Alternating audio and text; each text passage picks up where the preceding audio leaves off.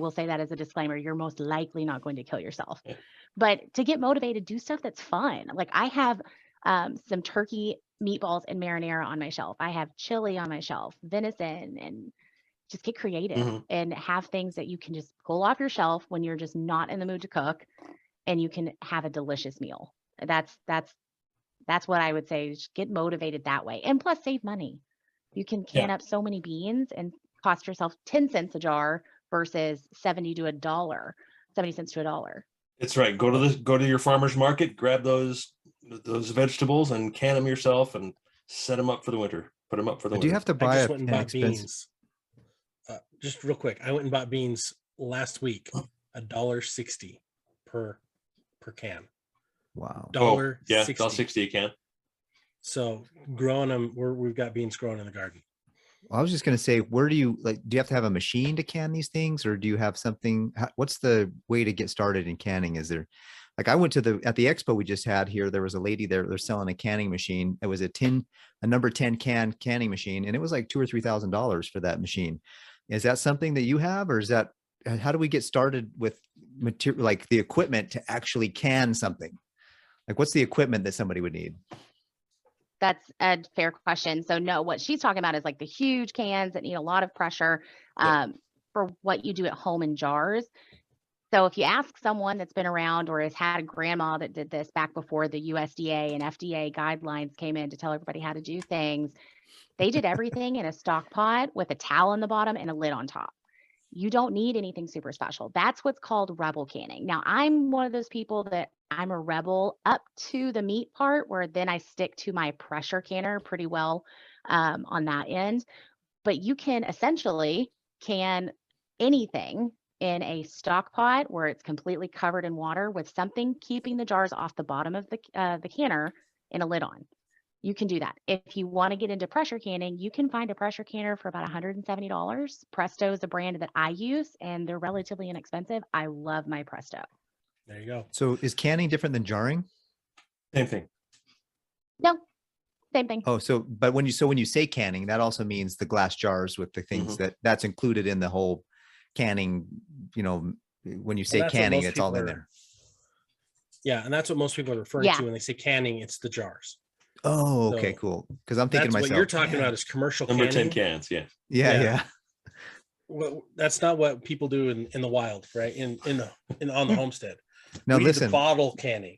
I can't be the only person that didn't think that a glass bottle wasn't a can. So hopefully that question just helps somebody say, oh, now I get what they're talking about. Just call it bottling. We're just bottling. Yeah. Bottling, canning. Like, wait a minute. How's a glass jar and a can? Anyways, all right. I'm on the same page now. 100%.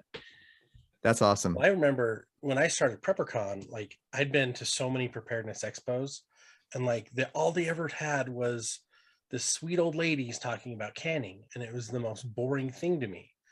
And it was like Ferris Bueller's Day Off, and she'd be up there and she's like, canning, anyone, canning, like that's what it felt like. And so like now I'm like watching TikToks and I'm like, I need to get back into canning, and I found yours and I'm like, this is fascinating. And it's not canning. It's like, okay, guys, here's what we need to do. We're going to can stewed tomatoes today. And this is how we do it. Okay, guys, we're going to make venison, and here's how we're going to can venison. We're going to make cake. Pressure canner. And I'm like, and you've got such a soothing voice, and you're so kind and you're so helpful about it. I'm like, why didn't we put this at PrepperCon? Like now I'm like shooting myself. Like we should have had more canning. It was just, we had the wrong teachers. And I love that there's this new up and coming generation that are like, I got this, let me share it. And you're so good at it. And like, you're passionate about your life and your lifestyle. Like that didn't just happen. Like once you got on the land, if your husband coerced you long enough, like, were you like afraid of it when you first started canning? Like, were you canning in the apartment at all first? Or is this all like, once you got here, you just kind of went for it? No, I started canning in the apartment. At that point, we weren't even gardening because that particular apartment didn't even have a patio. So I started, my very first thing was apple butter that I had cooked in the crock pot, and I had so much of it. So I was like, okay, I'm going to figure out how to do this with a stock pot. And so I did. I figured out how to do it that way. Bought my first water bath canner, who's still with me to this day. I won't retire her ever. And then my husband, I'd been wanting a pressure canner for so long. And we've been saving and saving and saving for our house, would not splurge and do it. And he surprised me for Christmas. And I think I cried. The first time I did it, I had so much anxiety. I thought I was going to blow up the house, knowing that that's not likely because I've done so much research on the safety features. But yeah. Well, it's funny because they had like in the early 70s to probably late 80s, like you'd have to go take your pressure canner and have them certify it to make sure it wasn't going to explode things. I don't think they do that anymore because they're like common sense. Now people know how to use things and they read like, here's the instructions. But there was like one person probably that blew something up. And that's where all the craziness comes from. And that's the same with botulism. One person made it into folklore. And I think that's the biggest thing for a lot of people. Like, listen to the people that are doing it all the time. Case in point, listen to Sydney. Like, find out what Sid's doing, listen to what she's saying, and you're going to learn a ton, and you're going to have a lot of fun along the way.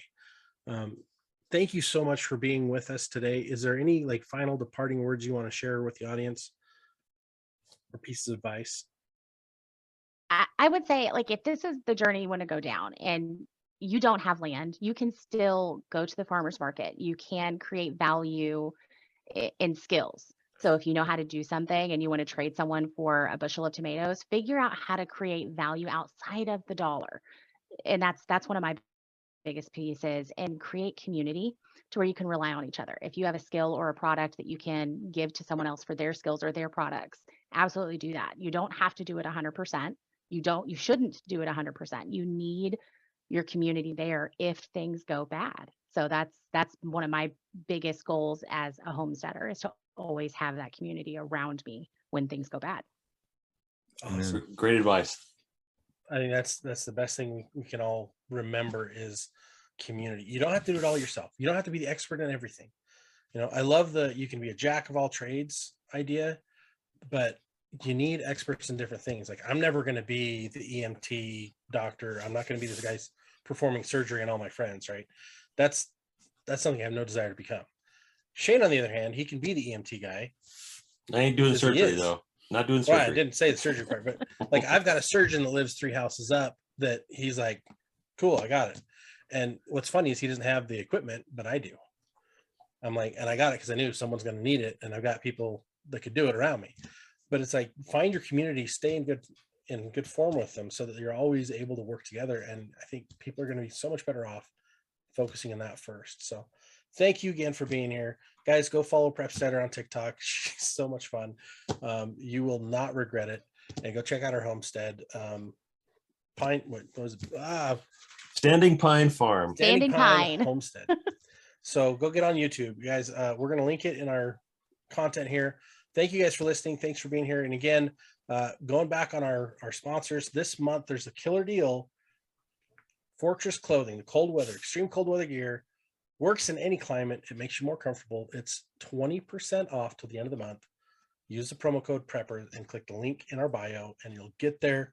You'll save a ton of money, and you'll be comfortable year round. So thanks for tuning in. This has been Prepper Talk Radio, radio for the righty-minded, and you have now been homeschooled on homesteading. Thanks, Awesome. Sid. Nice to talk Take care. to you. Thanks, Sid.